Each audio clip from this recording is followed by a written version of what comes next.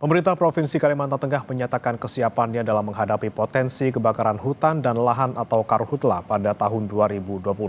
Hal ini menyusul adanya indikasi kemunculan fenomena El Nino yang diperkirakan berlangsung hingga 2027 dan berpotensi memicu musim kemarau lebih panjang.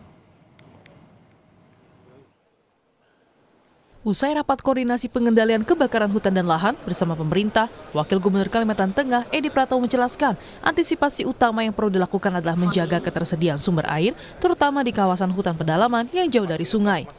Menurutnya, pengalaman saat El Nino 2015 menunjukkan kebakaran tidak hanya terjadi di wilayah tepi sungai, namun juga di tengah hutan dan lahan gambut yang sulit dijangkau. Ini tidak hanya terjadi di wilayah pinggiran dekat sungai, yang memang pasti kalau dekat sungai kan sumber airnya kan akan banyak, rembesan-rembesan.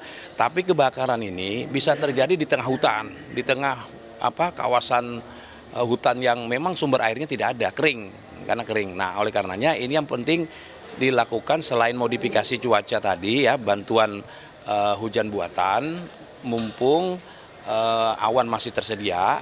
Nanti kan akan terjadi di bulan Juli, Agustus, September, Oktober katanya tadi ya. Kalau mulai Juni, Juli tadi. Nah, mumpung masih dalam tahap masih ada awan, itu bisa dilakukan modifikasi hujan buatan. Nah, tetapi juga yang harus kita perhatikan adalah kalau terjadi kebakaran, apalagi El Nino, itu apalagi terjadi di lahan gambut, ya, gambut yang memiliki ketebalan 2-4 meter, itu kita harus secara arif juga melakukan, ya. Bisa bagus digantungkan waterbombing, tapi yang kita jaga itu jaraknya, karena kipas helikopter itu juga akan nanti membara gitu, mengipasi gitu, seperti sate gitu ya. Karena gambut itu kan di bawah yang menggerogoti, di atas permukaan mungkin tidak terbakar, asap saja. Selain modifikasi cuaca atau hujan buatan, pemerintah daerah juga menekankan pentingnya penyiapan embung, yakni kolam penampungan air hingga tangki air darurat untuk mendukung operasi pemadaman di darat.